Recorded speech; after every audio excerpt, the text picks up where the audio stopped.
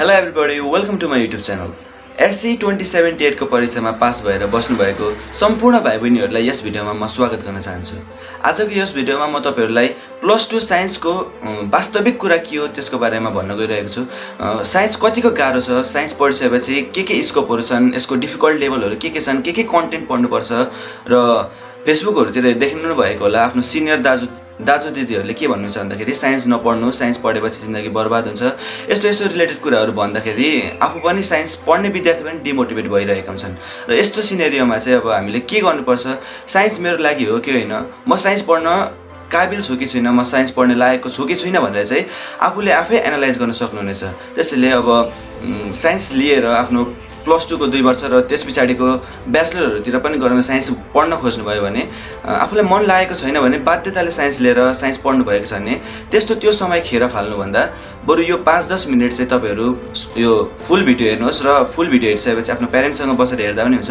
र यो फुल भिडियो हेरिसकेपछि तपाईले साइन्स पढ्दाखेरि मलाई फाइदा होला कि नहोला, साइन्स मेरो लागि हो कि होइन भनेर चाहिँ मजले तपाई डिसाइड गर्न सक्नुहुनेछ। ल आउनुस् अब भिडियो सुरु गरौँ।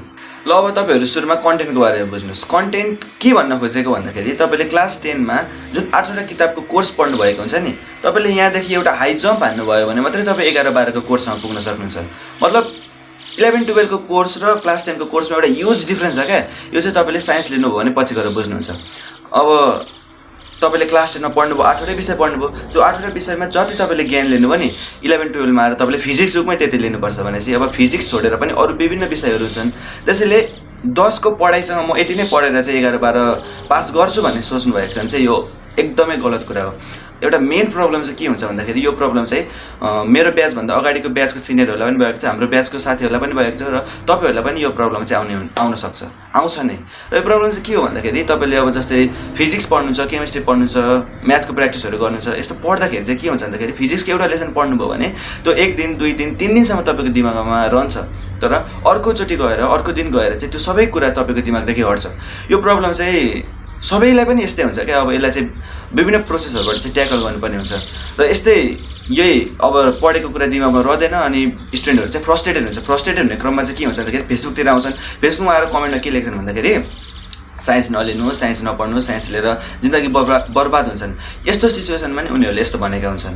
उनीहरुले चाहिँ साइन्स गाह्रो हुन्छ भनेर भनेका हैनन् के। मेन रिजन भने चाहिँ उनीहरुले चाहिँ किन भनेका हुन्छन् भन्दाखेरि पढेको कुरा चाहिँ उनीहरुले दिमागमा राख्न सक्दैनन्, त्यसैले यस्तो कुरा भनेका हुन्छन्। तर पढ्ने क्रममा चाहिँ दुईटा कुरा हुनु पर्यो तपाईसँग। एउटा भनेको तपाई डेडिकेटेड भएर पढ्नु पर्यो। म पढ्छु भनेपछि पढ्छु मैले यस्तो गर्नुपर्छ, उस्तो गर्नुपर्छ। तपाई पढाइसँग डेडिकेटेड हुनुभयो भने। र अर्को भनेको चाहिँ के भन्दाखेरि तपाई कन्सिस्टेन्ट हुनुभयो भने। कन्सिस्टेन्ट भनेको इन द सेन्स के भन्दाखेरि तपाई दिनमा चाहिँ म साइन्स पढ्दैछु, मैले साइन्सलाई कम्तीमा पनि 2-3 घण्टा 3-4 घण्टा चाहिँ दिनै पर्छ भनेर चाहिँ तपाईले डेली 2-3 घण्टा दिनुभयो भने तपाईको कोर्स चाहिँ मजाले कम्प्लिट हुन्छ। र त्यसलाई डेली रिभाइज गर्ने क्रममा चाहिँ त्यो पढेको कुरा चाहिँ बिर्सिने सबैको स्वाभाविक हो, बिर्सिन्छ। तर त्यो बिर्से पनि तपाईले फेरि रिभाइज गर्नुभयो भने त्यो तपाईको दिमागमा आउँछ र यसरी रिभाइज गर्दै जाँदाखेरि त्यो एउटा लङ टर्ममा तपाईको पुरै 1 वर्षको जर्नीमा त्यो तपाईको दिमागमा चाहिँ सेट भइसकेको हुन्छ। यसरी गाह्रो भए पनि तपाईहरुले चाहिँ मेहनत गर्दै गर्नु पर्यो र मेहनत गर्नुको साथसाथै तपाईहरु चाहिँ यदि तपाईहरुमा डेडिकेसन छ र अर्को तपाईहरु कन्सिस्टेन्ट हुनुहुन्छ भने यो दुईटा फलो गर्नुभयो भने तपाईले साइन्सलाई चाहिँ राम्रै मार्क्स ल्याएर A+ सम्म नै ल्याउन सक्नुहुनेछ। र अर्को कुरा भनेको साइन्सको डिफिकल्टी लेभल। साइन्स कतिको डिफिकल्ट छ त? यो कुनै डाउट बिना हामीले के भन्न सक्छौं भन्दाखेरि प्लस 2 मा पढ्ने साइन्स जतिको गाह्रो सब्जेक्ट कुनै पनि छैन नेपालमा भनेर हामी भन्न सक्छौं। के हुन्छ भन्दाखेरि एससी मा चाहिँ A+ ल्याउने राम्रा विद्यार्थीहरु पनि, जान्ने विद्यार्थीहरु पनि जुन हुन्छन् नि, तिनीहरु चाहिँ प्लस 2 मा आएर 11 को फर्स्ट टर्ममै के हुन्छ भन्दाखेरि फेल हुने त त्यही 2, 3, 5, 15, 16 ल्याएर फेल हुन्छन्। तर पास हुने पनि थ्रेशोल्ड मार्क्स जति पास हुने मार्क्स 35 छ भने त्यस्तै 36, 38, 38 ल्याएर मात्रै पास भइरहेका हुन्छन्। भने किन यस्तो हुन्छ भन्दाखेरि चाहिँ हाम्रो क्लास 10 मा चाहिँ माइन्ड अलिकति म्याच्योर भएको हुँदैन, हामीले थोरै पढ्ने बानी भएको हुन्छ नि त हैन। त्यसैले अब एकैचोटी 11 को कोर्स त्यत्रो भास्ट कोर्समा जाँदाखेरि चाहिँ हामीले के पढौँ हुन्छ, कति पढ्दा पनि दिमागमा अटिदैन, कसरी पास गर्नु होला त्यो हामीलाई ओभर प्यानिक हुन्छ क्या मनमा, दिमागमा। अनि त्यही कुराले लिँदाखेरि अब हामीले चाहिँ राम्रो गर्न सकिदैन। म्याक्सिमम स्टुडेन्ट फेल हुन्छन्। म्याक्सिमम स्टुडेन्ट पास हुने भनेको 40 जनाको क्लासमा 10 जना पास होलान्। यो भनेको चाहिँ म लेखेर नै राख्न सक्छु। तपाईहरु पछि अब साइन्स पढ्दाखेरि यो तपाईहरुले भोग्नु पनि हुन्छ। अहिले तपाईको एससी मा चाहिँ राम्रो मार्क्स आएको छ भनेर तपाई मक्कबाट साइन्स लिनुहुन्छ, पछि गएर फर्स्ट टर्ममा चाहिँ तपाईहरु चाहिँ हुन्छ नि, अब मैले नराम्रो त भनेको हैन, त्यही पनि म्याक्सिमम स्टुडेन्टहरु चाहिँ फेल नै हुन्छन् क्या। यो चाहिँ अब एउटा ट्रुथ कुरा नै हो। तपाईहरुले चाहिँ मलाई यति धेरै ट्रस्ट गरेर यो भिडियो हेरिरहनु भएको छ। म तपाईहरुलाई कुनै किसिमको पनि तपाईहरुलाई मैले डिमोटिभेट गर्न खोजेको हैन। जे कुरा साँचो हो त्यो मैले भनेको के, पछि गएर अब यस्तो कुरा कसैले पनि प्राय जसो भनेको हुँदैन र पछि गएर एक्कासी तपाईले फेस गर्दाखेरि चाहिँ विभिन्न समस्याहरू आउन सक्छ। तपाईले मलाई पहिले नै यस्तो कसैले भन्दैको भए म साइन्स लिदिन थिएँ, म्यानेजमेन्टतिर जान्थे भन्ने त्यो धेरै किसिमको समस्याहरू आउँछ के। त्यसैले त्यो समस्या आउनु भन्दा बरु मैले तपाईलाई साँचो कुरा के हो त्यो भनिदिरहेको छु के। यसैले अब यसलाई नेगेटिभली नलिनु। र अब तपाईहरुको सोचाइ पनि के हुन सक्छ भन्दाखेरि प्लस 2 ठिकै छ नि त, गाह्रो छ, म अब पढ्छु, म मेहनत गर्छु भनेर चाहिँ तपाईले पढ्न खोज्नु भयो हैन। पढ्ने क्रममा चाहिँ तपाईले लगभग 2-3 दिनमा एउटा कुनै पनि फिजिक्सको लेसन सक्नुभयो। त्यसरी नै फिजिक्सको, केमिस्ट्रीको, म्याथको लेसन सक्दै जानुभयो भने एउटा कुरा चाहिँ के हो भन्दाखेरि कोर्स यति भास्ट छ नि हैन। तपाईले 3-4 दिनमा एउटा लेसन सक्नुभयो भने पनि तपाईलाई पछि एक्जामको बेला गरेर रिभिजन गर्दाखेरि चाहिँ तपाईले कम्प्लिटली रिभाइज गर्न सक्नुहुन्न क्या। अब रिभाइज गर्न सकिँदैन म फेल भइहाल्छु भन्ने होइन। यो कम्प्लिटली रिभाइज गर्न नसकिने कुरा चाहिँ के हो भन्दाखेरि तपाईले A+ ल्याउन चाहिँ 3-4 दिनमा एउटा लेसन सक्नुभयो भने A+ ल्याउन चाहिँ धेरै गाह्रो पर्ने हुन्छ। तर पास हुनको लागि चाहिँ पास हुन धेरै गाह्रो छैन क्या साइन्समा। त्यो हुन्छ नि अब एक्जामको अगाडि आएर त्यो हल्का 1-2 महिना अथवा जो पनि पास हुन्छ 1 महिना अगाडि आएर 15 दिन अगाडि आएर चाहिँ म अब साइन्स पढ्छु, साइन्स पास गर्छु भन्ने सोचेका छन् भने चाहिँ तिनीहरूले चाहिँ साइन्स पास गर्न सक्दैनन्। तर मैले अघि तपाईलाई भने जस्तै यदि तपाईँ कन्सिस्टेन्ट भएर अब एडमिसन गरेपछि नै 1-2 हप्ता त इन्जोय गर्नु पनि पर्छ हैन।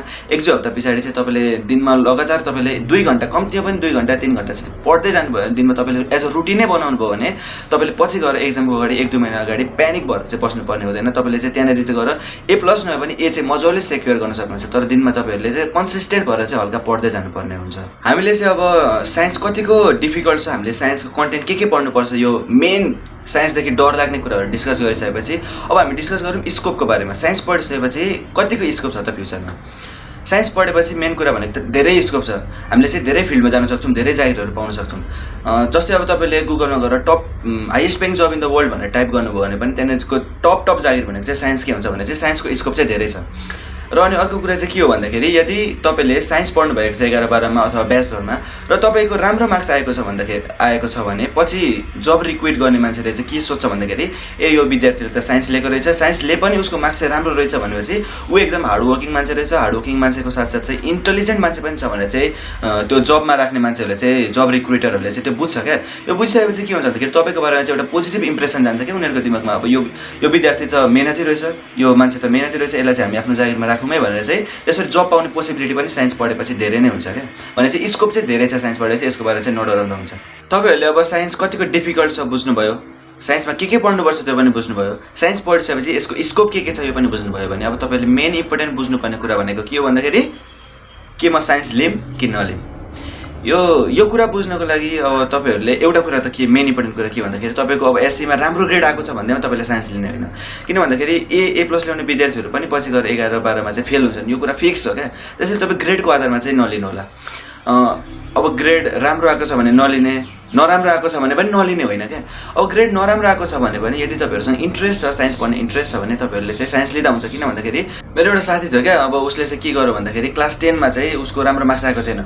अनि हुन्छ नि अब साथीहरू सरहरू कसैले पनि एक्सपेक्ट गरेको थिएन क्या उसले चाहिँ +2 मा गएर चाहिँ साइन्स लिन्छ भनेर। तर उसले चाहिँ साइन्स लिएछ होइन। अनि लिएपछि हाम्रो कम्युनिकेसन त त्यतिखेर अब हामी बोलचाल बन्द भएको थियो र पछि गएर चाहिँ केही कारणले अब फेसबुकतिर कता देखेँ होला अनि मैले मेसेज गरेको थिएँ। अनि हामी बोल्यौँ, बोलेपछि उसले के भन्नु भन्दाखेरि फर्स्ट टर्मको एक्जाम दिए भन्नु क्या, साइन्स पढेर दिए भनेको थियो भन्नु उसले। अनि कस्तो लाग्यो त, गाह्रो हुन्छ त्यो साइन्स, कसरी तिमीले म्यानेज गर्यौ भनेर सोद्धाखेरि गाह्रो त गाह्रै थियो, त्यही पनि मैले अब धेरै मेहनत गरेँ, धेरै हार्डवर्क गरेँ, मैले बुझेँ क्या कसरी पढ्नुपर्ने रहेछ। त्यो अनुसार चाहिँ मैले पढ्ने क्रममा चाहिँ मैले A चाहिँ ल्याउन सकेँ होइन। A चाहिँ ल्याउन सकेँ भन्दाखेरि चाहिँ म चाहिँ छक्क परेँ क्या। अब क्लास 10मा चाहिँ राम्रो मार्क्स ल्याएको थिएन, 11-12मा चाहिँ गएर 11को फर्स्ट टर्ममै गएर उसले चाहिँ A ल्याउन सक्यो भनेपछि चाहिँ उसले चाहिँ धेरै मेहनत गर्यो क्या। भने चाहिँ यसबाट के बुझ्नु छ भन्दाखेरि तपाईँको क्लास 10मा राम्रो ग्रेड आएको छैन भने पनि तपाईँलाई साइन्स पढ्ने इन्ट्रेस्ट छ, तपाईँ म मेहनत गर्छु, म डेडिकेटेड भएर पढ्छु भन्ने छ भने तपाईँले चाहिँ साइन्स लिनु।